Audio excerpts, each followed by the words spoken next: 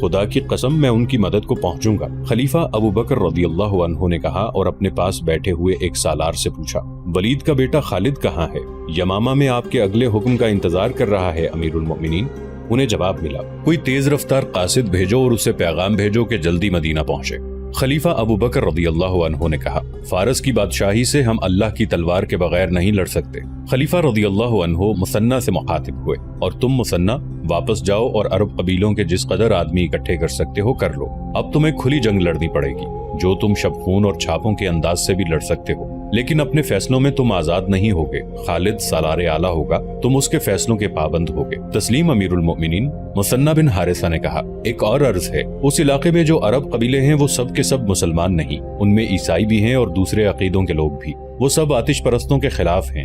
فارس کے آتش پرست ان کے ساتھ بھی وہی سلوک کرتے ہیں جو مسلمانوں کے ساتھ کر رہے ہیں۔ اگر اللہ تعالیٰ نے ہمیں فتح عطا فرمائی تو غیر مسلم عربوں کے ساتھ ایسا ہی سلوک ہونا چاہیے جیسا وہاں کے عرب مسلمانوں کے ساتھ ہوگا، ایسے ہی ہوگا۔ امیر المؤمنین ابو بکر رضی اللہ عنہ نے کہا، جنہوں نے اسلام کے خلاف کچھ نہیں کیا، اسلام ان کی پریشانی کا باعث نہیں بنے گا، تم آج ہی روانہ ہو جاؤ۔ خالد رضی اللہ عنہ اس وقت یمامہ میں تھے، ان کی دونوں نئی بیویاں لیلہ ام تمیم اور بنت مجاعہ ان کے ساتھ تھیں۔ امیر المؤمنین رضی اللہ عنہ کا پیغام ملتے ہی خالد رضی اللہ عنہ یمامہ سے روانہ ہوئے اور مدینہ پہنچ گئے۔ کیا مثنہ بن حارثہ کا نام تم نے کبھی سنا ہے؟ خلیفہ رضی اللہ عنہ نے خالد رضی اللہ عنہ سے پوچھا۔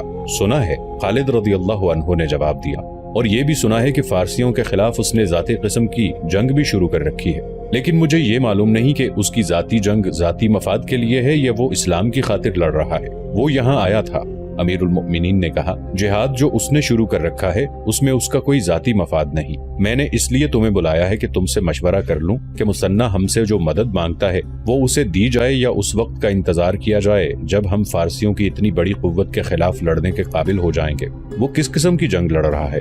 خالد رضی اللہ عنہ نے پوچھا۔ امیر المؤمنین رضی اللہ عنہ نے خالد رضی اللہ عنہ کو پوری تفصیل سے بتایا کہ مثنہ شبخون کی نوعیت کی جنگ لڑ رہا ہے اور اس وقت تک وہ کتنی کامیابیاں حاصل کر چکا ہے۔ اس کی سب سے بڑی کامیابی تو یہ ہے خالد، خلیفہ رضی اللہ عنہ نے کہا، کہ اس نے زرتشتوں کے محکوم مسلمانوں کو متحد رکھا ہوا ہے اور ان میں ایسا جذبہ پیدا کیا ہے کہ انہوں نے زرتشتوں کے ظلم و ستم میں اپنے سینوں میں اسلام کو زندہ رکھا ہوا ہے۔ ابلا اور عراق کے دوسرے علاقوں میں جہاں مسلمان آباد ہیں وہ فارسیوں کے غیر انسانی تشدد کا نشانہ بنے ہوئے ہیں۔ ان حالات میں اپنے عقیدوں کو سینے سے لگائے رکھنا بے معنی سا بن جاتا ہے۔ وہ مسلمان صرف اتنا کہہ دیں کہ مدینہ اور اسلام سے ان کا کوئی تعلق نہیں تو ان کے سارے مصائب ختم ہو جائیں گے۔ یہ مثنہ اور اس کے چند ایک ساتھیوں کا کمال ہے کہ انہوں نے ان حالات میں بھی وہاں کے مسلمانوں کو اسلام سے منحرف ہونے نہیں دیا۔ اس کے علاوہ انہیں اپنے عقیدے کا اتنا پکا بنا رکھا ہے کہ وہ زرتشتوں کے خلاف زمین دوست کارروائیوں میں مصروف رہتے ہیں۔ امیر المؤمنین خالد رضی اللہ عنہ نے کہا، مثنہ نے کچھ کیا ہے یا نہیں کیا؟ مسلمان کی حیثیت سے ہم پر یہ فرض عائد ہوتا ہے کہ جو مسلمان غیر مسلموں کے جور و ستم کا نشانہ بنے ہوئے ہیں ان کی مدد کو پہنچے۔ کیا تم یہ مشورہ دیتے ہو کہ ہمیں ایرانیوں سے ٹکر لے لینی چاہیے؟ خلیفہ رضی اللہ عنہ نے پوچھا۔ ہاں امیر المؤمنین، خالد رضی اللہ عنہ نے کہا، ٹکر کیوں نہ لی جائے؟ یہاں تو صورتحال کچھ اور ہے۔ جیسا کہ آپ نے بتایا ہے کہ مثنہ نے وہاں کچھ کامیابیاں حاصل کر لی ہیں اور اس نے ہمارے حملے کے لیے راہ ہموار کر دی ہے۔ شبخون اور چھاپے مارنے والے اتنا ہی کر سکتے ہیں جتنا مثنہ نے کیا ہے، وہ کسی علاقے پر قبضہ نہیں کر سکتے۔ قبضہ کرنا منظم لشکر کا کام ہے، یہ کام ہمیں ہر قیمت پر کرنا چاہیے۔ اگر ہم نے مثنہ کی کامیابیوں کو آگے نہ بڑھایا تو اس کے دو نقصان ہوں گے، ایک یہ کہ کامیابیاں ضائع ہو جائیں گی اور دوسرے یہ کہ زرتشت مثنہ اور تمام مسلمانوں سے بہت برا انتقام لیں گے۔ اس کے علاوہ فارسی دلیر ہو جائیں گے۔ جیسا کہ مثنہ نے آپ کو بتایا ہے کہ اس نے ایرانیوں کو اس قدر نقصان پہنچایا ہے کہ ان کے حوصلے مجروح ہو گئے ہیں، اگر انہیں دم لینے کا موقع دے دیا گیا تو وہ اپنے محکوم مسلمانوں کو قتل کریں گے اور اس خطرے کو ختم کر کے وہ اس سرحدی علاقے کو پہلے سے زیادہ مضبوط کر لیں گے۔ اپنے علاقوں کو محفوظ کرنے کے لیے وہ اپنی سرحد کے باہر کے علاقوں پر بھی قابض ہو سکتے ہیں۔ اس خطرے سے محفوظ رہنے کی یہی ایک صورت ہے کہ ہم مثنہ کی مدد کو پہنچیں اور بیشتر اس کے کہ زرتشت ہماری طرف بڑھیں، ہم انہیں ان کے اپنے علاقے سے بھی پیچھے ہٹنے پر مجبور کر دیں۔ خلیفہ ابو بکر رضی اللہ عنہ نے خالد رضی اللہ عنہ کو یہ ہدایت دے کر رخصت کر دیا کہ وہ اپنے لشکر کو ساتھ لے کر عراق کی طرف پیش قدمی کریں۔ خلیفہ ابو بکر رضی اللہ عنہ نے کہا، تمہارے لشکر میں زیادہ تعداد ان لوگوں کی ہے جو بڑے لمبے عرصے سے گھروں سے دور لڑ رہے ہیں، انہیں فارسیوں جیسے طاقتور دشمن کے خلاف لڑانا مجھے اچھا نہیں لگتا۔ میں کسی کو مجبور نہیں کروں گا، باہر صورت بہتر صورت یہ ہوگی کہ تم رضاکاروں کی ایک فوج بناؤ، اس میں ایسے آدمیوں کو رکھو جو مرتدین کے خلاف لڑ چکے ہیں، تمہارے ساتھ کچھ ایسے آدمی بھی ہوں گے جو مرتدین کے ساتھ تھے۔ شکست کھا کر انہوں نے اپنی خیریت اسی میں سمجھی کہ وہ اسلامی لشکر میں شامل ہو جائیں۔ ایسے کسی آدمی کو اپنے لشکر میں نہ رکھنا، ہم بڑے طاقتور دشمن کو للکارنے جا رہے ہیں، میں اس لیے کوئی خطرہ مول نہیں لینا چاہتا۔ امیر المؤمنین خالد رضی اللہ عنہ نے پوچھا، کیا آپ مجھے یہ اجازت دے رہے ہیں کہ ان لوگوں کو اپنے لشکر سے نکال دوں؟ نکال دینا اور بات ہے ولید کے بیٹے۔ خلیفہ ابو بکر رضی اللہ عنہ نے کہا، تم اپنے لشکر سے یہ کہنا کہ جو آدمی اپنے گھر کو جانا چاہتا ہے اسے جانے کی اجازت ہے، پھر دیکھنا تمہارے ساتھ کون رہتا ہے۔ اگر تمہارا لشکر بہت کم رہ گیا تو خلافت اس کی کمی کو کسی نہ کسی طرح پورا کرے گی۔ جاؤ ولید کے بیٹے، اللہ تمہارے ساتھ ہے۔ خلیفہ ابو بکر رضی اللہ عنہ عزم اور ایمان کے پکے تھے، انہوں نے عراق پر حملے کا جو فیصلہ کیا تھا اس پر وہ ہر حال میں ہر قیمت پر پورا عمل کرنا چاہتے تھے۔ خالد رضی اللہ عنہ تو چاہتے ہی یہی تھے کہ انہیں لڑنے کا موقع ملتا رہے۔ انہوں نے خلیفہ کے ارادے کو اور زیادہ پختہ کر دیا۔ عراق کے اس علاقے میں جہاں دجلہ اور فرات ملتے ہیں مسلمانوں کی بستیاں تھیں، یہ مسلمان مجبوری اور مظلومیت کی زندگی گزار رہے تھے۔ اب وہاں کی صورتحال یہ ہو گئی تھی کہ وہ پہلی کی طرح مظلوم اور مقہور رہے جیسے وہ چلتی پھرتی لاشیں ہوں، لیکن ان کے گھروں میں ایسی سرگرمی شروع ہو گئی کہ وہ چھپ چھپ کر برچیاں اور کمان بنانے لگے۔ انہیں مثنہ بن حارثہ کی طرف سے جو پیغام ملتا تھا وہ سرگوشیوں میں گھر گھر پہنچ جاتا تھا۔ مثنہ کے چھاپہ ماروں نے عراق کی سرحد سے دور ایک دشوار گزار علاقے میں اپنا اڈا بنا رکھا تھا۔ برچیاں اور تیر کمان جو گھروں میں چوری چھپے تیار ہوتے تھے وہ رات کی تاریکی میں اس اڈے تک پہنچ جاتے تھے۔ بستیوں سے جوان آدمی بھی غائب ہونے لگے۔ ایرانیوں کی سرحدی چوکیوں پر اور ان کے فوجی قافلوں پر مسلمانوں کے شب خون پہلے سے زیادہ ہو گئے۔ یہ مسلمان درپردہ ایک فوج کی صورت میں منظم ہو رہے تھے اور اس فوج کی نفری بڑھتی جا رہی تھی۔ یمامہ میں خالد رضی اللہ عنہ کی فوج میں صورتحال اس کے الٹ ہو گئی۔ خالد رضی اللہ عنہ نے جب اپنی فوج میں جا کر یہ اعلان کیا کہ جو کوئی اپنے گھر کو واپس جانا چاہتا ہے وہ جا سکتا ہے، تو ان کے 10,000 نفری کے لشکر میں صرف 2,000 آدمی رہ گئے۔ 8,000 آدمی مدینہ کو روانہ ہو گئے۔ خالد رضی اللہ عنہ نے خلیفہ رضی اللہ عنہ کے نام پیغام لکھا جس میں انہوں نے لکھا کہ ان کے پاس صرف 2,000 کی نفری رہ گئی ہے۔ خالد رضی اللہ عنہ نے زور دے کر لکھا کہ انہیں فوری طور پر کمک کی ضرورت ہے۔ امیر المؤمنین ابو بکر رضی اللہ عنہ اپنی مجلس میں بیٹھے تھے۔ خالد رضی اللہ عنہ کے قاصد نے انہیں خالد رضی اللہ عنہ کا تحریری پیغام دیا۔ خلیفہ رضی اللہ عنہ نے یہ خط بلند آواز سے پڑھنا شروع کر دیا۔ اس سے ان کا مقصد یہ تھا کہ مجلس میں ان کے جو مشیر اور دیگر افراد بیٹھے ہیں وہ سن لیں تاکہ کوئی مشورہ دے سکیں۔ امیر المؤمنین ایک مشیر نے کہا، خالد کے لیے کمک بہت جلدی چلی جانی چاہیے۔ 2,000 نفری سے زرتشتوں کے خلاف لڑائی کی سوچی بھی نہیں جا سکتی۔ قیقاع بن عمر کو بلاؤ۔ امیر المؤمنین رضی اللہ عنہ نے حکم دیا۔ تھوڑی دیر بعد گٹھے ہوئے جسم کا ایک قداور نوجوان خلیفہ رضی اللہ عنہ کے سامنے آن کھڑا ہوا۔ قیقاع امیر المؤمنین رضی اللہ عنہ نے اس نوجوان سے کہا، خالد کو کمک کی ضرورت ہے، تیاری کرو اور فوراً یمامہ پہنچو اور اس سے کہو کہ میں ہوں تمہاری کمک۔ یا امیر المؤمنین، ایک مشیر نے حیران ہو کر کہا، خدا کی قسم آپ مذاق نہیں کر رہے، لیکن اس سالار کو جس کی 8,000 فوج اس کا ساتھ چھوڑ گئی ہو، صرف ایک آدمی کی کمک دینا مذاق لگتا ہے۔ امیر المؤمنین ابو بکر رضی اللہ عنہ ضرورت سے زیادہ سنجیدہ تھے۔ انہوں نے قیقاع رضی اللہ عنہ بن عمر کو سر سے پاؤں تک دیکھا اور سکون کی آہ لے کر بولے، مجاہدین کے جس لشکر میں قیقاع جیسا جوان ہوگا وہ لشکر شکست نہیں کھائے گا۔ قیقاع رضی اللہ عنہ اسی وقت گھوڑے پر سوار ہوئے اور مدینہ سے نکل گئے۔ مشہور مورخ طبری، ابن اسحاق، واقدی اور سیف ابن عمر نے یہ واقعہ بیان کرتے ہوئے لکھا ہے کہ اس سے پہلے بھی ایک ایسا واقعہ ہو چکا تھا۔ ایک سالار ایاز بن غنم نے محاذ سے مدینہ میں قاصد بھیجا تھا کہ کمک کی ضرورت ہے۔ خلیفہ ابو بکر رضی اللہ عنہ نے صرف ایک آدمی عبد بن افل حمیری کو کمک کے طور پر بھیجا تھا۔ اس وقت بھی اہل مجلس نے حیرت کا اظہار کیا تھا اور امیر المؤمنین رضی اللہ عنہ نے یہی جواب دیا تھا جو قیقاع رضی اللہ عنہ کو خالد رضی اللہ عنہ کے پاس بھیجنے پر دیا۔ حقیقت یہ تھی کہ خلیفہ ابو بکر رضی اللہ عنہ خالد رضی اللہ عنہ کو مایوس نہیں کرنا چاہتے تھے، لیکن مدینہ میں کمک نہیں تھی۔ صرف یہی ایک محاذ نہیں تھا۔ اس وقت تمام کے تمام مشہور سالار مختلف محاذوں پر لڑ رہے تھے اور یہ ساری جنگ ارتداد کے خلاف لڑی جا رہی تھی۔ اسلام کے دشمن دیکھ چکے تھے کہ مسلمانوں کو میدان جنگ میں شکست دینا بڑا مہنگا سودا ہے، چنانچہ اسلام کو کمزور کر کے ختم کرنے کا انہوں نے یہ طریقہ اختیار کیا کہ کئی افراد نے نبوت کا دعویٰ کر دیا اور اپنے اپنے طریقوں سے پیروکار بنا لیے۔ متعدد ایسے قبیلے جو اسلام قبول کر چکے تھے اسلام سے منحرف ہو گئے اور اسلام سے انحراف کا یہ سلسلہ تیز ہوتا جا رہا تھا۔ ارتداد کے فتنے کے پیچھے یہودیوں کا ہاتھ تھا۔ خلیفہ ابو بکر رضی اللہ عنہ کی خلافت اسی فتنے کے خلاف برسر پیکار رہی۔ اس فتنے کو وعظوں اور تبلیغی لیکچروں سے نہیں دبایا جا سکتا تھا، اس کے لیے مسلح جہاد کی ضرورت تھی۔ یہ جنگی پیمانے کی مہم تھی جسے سر کرنے کے لیے مدینہ فوج سے خالی ہو گیا تھا۔ کمزور محاذوں کو کمک دینے کے لیے دوسرے محاذوں سے فوج بھیجی جاتی تھی۔ امیر المؤمنین رضی اللہ عنہ نے خالد رضی اللہ عنہ کو صرف ایک آدمی دینے پر اکتفا نہ کیا، انہوں نے دو طاقتور قبیلوں مفر اور ربیہ کے سرداروں کو پیغام بھیجے کہ خالد رضی اللہ عنہ کو زیادہ سے زیادہ آدمی دے۔ صرف ایک آدمی؟ قیقاع رضی اللہ عنہ بن عمر جب خالد رضی اللہ عنہ کے پاس پہنچے تو خالد رضی اللہ عنہ نے اپنے خیمے میں غصے سے ٹہلتے ہوئے کہا، صرف ایک آدمی؟ کیا میں نے امیر المؤمنین کو بتایا نہیں کہ میرے پاس صرف 2000 لڑنے والے رہ گئے ہیں، اور خلافت مجھ سے توقع رکھتی ہے کہ میں فارس کی اس فوج سے ٹکر لوں جو زرہ میں ڈوبی ہوئی ہے؟ میرے سالار قیقاع رضی اللہ عنہ نے کہا، میں 8000 کی کمی پوری نہیں کر سکتا، خدا کی قسم کوئی کمی رہنے بھی نہیں دوں گا۔ وقت آنے دیں، جس رسول صلی اللہ علیہ وآلہ وسلم کا کلمہ پڑھتا ہوں ان کی روح مقدس کے آگے تمہیں شرمسار نہیں کروں گا، میں یمامہ میں بیٹھا نہیں رہوں گا۔ خالد رضی اللہ عنہ نے ایسے کہا جیسے اپنے آپ سے بات کر رہے ہوں۔ مثنیٰ میرا انتظار کر رہا ہوگا، میں اسے اکیلا نہیں چھوڑوں گا۔ لیکن خالد رضی اللہ عنہ خاموش ہو گئے۔ انہوں نے اوپر دیکھا اور سرگوشی میں کہا، خدائے عز و جل، میں نے تیرے نام کی قسم کھائی ہے، اپنے نام کی خاطر میری مدد کر، مجھے ہمت اور استقلال عطا فرما کہ میں اس آگ میں کود کر اسے ٹھنڈا کر دوں جس کی زرتشت عبادت کرتے ہیں۔ میں گواہی دیتا ہوں کہ تیرے سوا عبادت کے لائق کوئی نہیں، اور محمد صلی اللہ علیہ وآلہ وسلم تیرے رسول ہیں۔ کیا تو ہمت ہار رہا ہے ولید کے بیٹے؟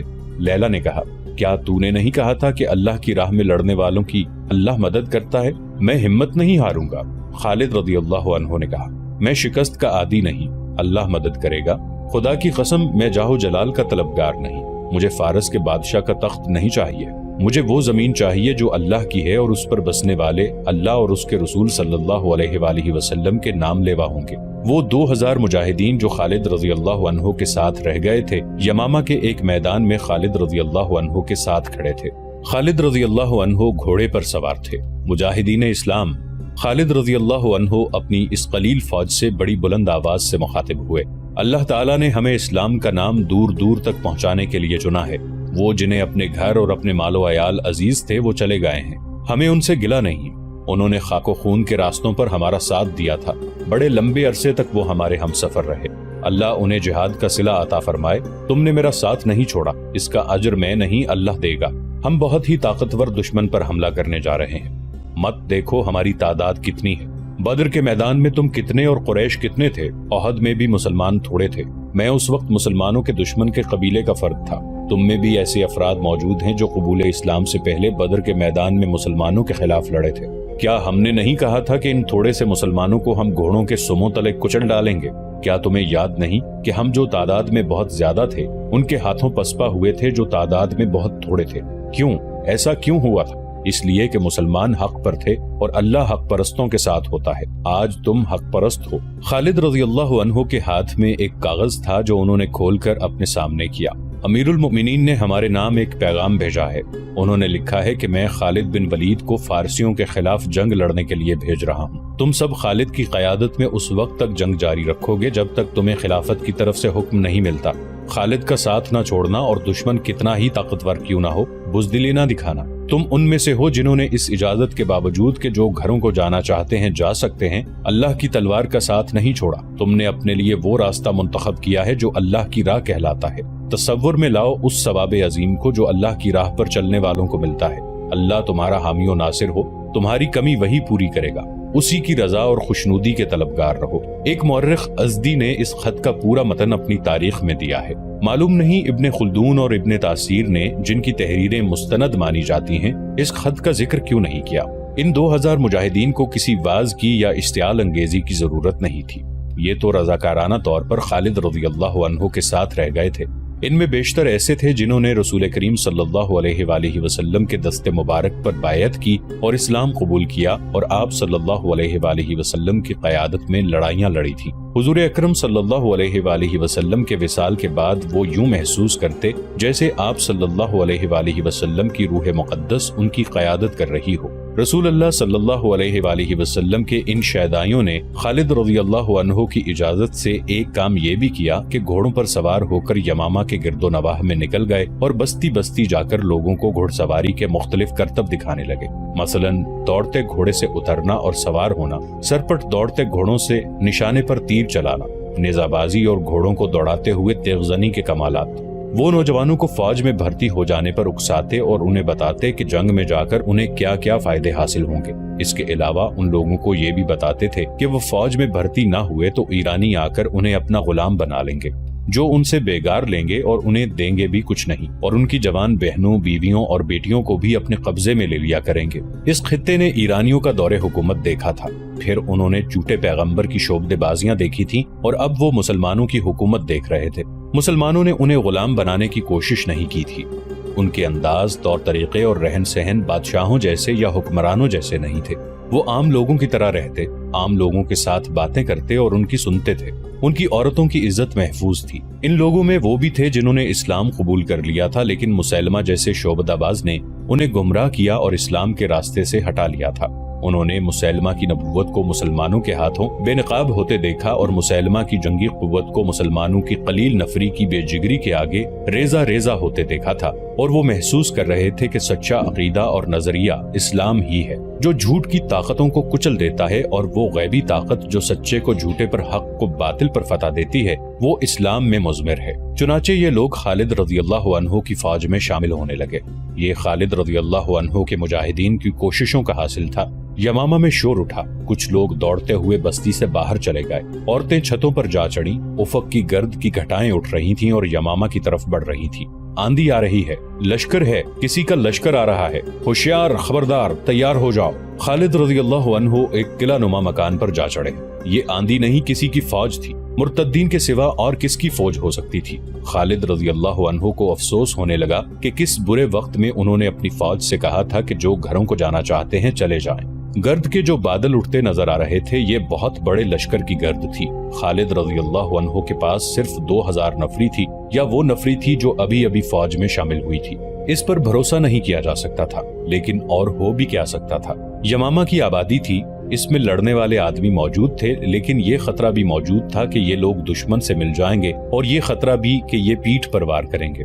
मुजाहिदीन इस्लाम, खालिद रज़ियल्लाहु अन्हु ने किला नुमा मकान की छत से ललकार कर कहा, बहुत बड़े इम्तिहान का वक्त आ गया है, अल्लाह के सिवा तुम्हारा कोई मददगार नहीं। खालिद रज़ियल्लाहु अन्हु चुप हो गए, क्योंकि उन्हें दफों और ढोलों की धमक सुनाई देने लगी थी। हमला आवर दफ बजाते नहीं आया करते। धमक बुलंद होती जा रही थी। खालिद रज़ियल्लाहु अन्हु ने उधर देखा, गर्द बहुत करीब आ गई थी और उसमें छुपे हुए ऊंट और घोड़े नजर आने लगे थे। गर्द के दबीज पर्दे में आने वाला लश्कर नारे लगाने लगा, इस्लाम के पासबानों। खालिद रज़ियल्लाहु अन्हु ने ऊपर से चिल्ला कर कहा, अल्लाह की मदद आ रही है, आगे बढ़ो, इस्तकबाल करो, देखो ये कौन है। खालिद रज़ियल्लाहु अन्हु दौड़ते नीचे उतरे, अपने घोड़े पर कूद कर सवार हुए और घोड़े को एड़ लगाकर बस्ती से निकल गए। आने वाला लश्कर बस्ती से कुछ दूर रुक गया और 2 घुड़सवार आगे बढ़े। खालिद रज़ियल्लाहु अन्हु उन तक पहुंचे और घोड़े से उतरे। वो दोनों सवार भी उतर आए। वो मुदर और रबिया कबाइल के सरदार थे। मदीना से इत्तला आई थी कि तुम्हें मदद की जरूरत है।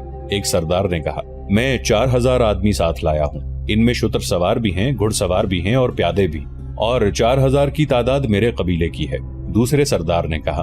खालिद रज़ियल्लाहु अन्हु ने फरते मुसर्रत से दोनों को अपने बाजुओं में ले लिया और खुशी से कांपती हुई आवाज में बोले, अल्लाह की कसम, अल्लाह ने मुझे कभी मायूस नहीं किया। खालिद रज़ियल्लाहु अन्हु के पास अब 10,000 नफरी का लश्कर जमा हो गया था। उन्होंने मुदर और रबिया के सरदारों को अच्छी तरह समझा दिया कि उन्हें कहाँ जाना है और दुश्मन कितना ताकतवर है। हम तुम्हारी मदद को आए हैं वलीद के बेटे। एक सरदार ने कहा, हमारी मंजिल वही है जो तुम्हारी है। मदीना से हमें इत्तला मिली है कि अमीर लश्कर तुम हो।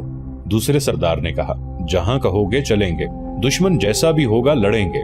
खालिद रज़ियल्लाहु अन्हु ने ईरानी सल्तनत के एक हाकिम हुर्मुज़ के नाम पैगाम लिखवाया। उस वक्त इराक ईरान की शहनशाही का एक सूबा था। इसका हाकिम या अमीर हुर्मुज़ था, जिसकी हैसियत आजकल के गवर्नर जैसी थी। اس کا ذکر پیچھے آ چکا ہے۔ وہ بڑا ہی بدتینت، جھوٹا اور فریب کار تھا۔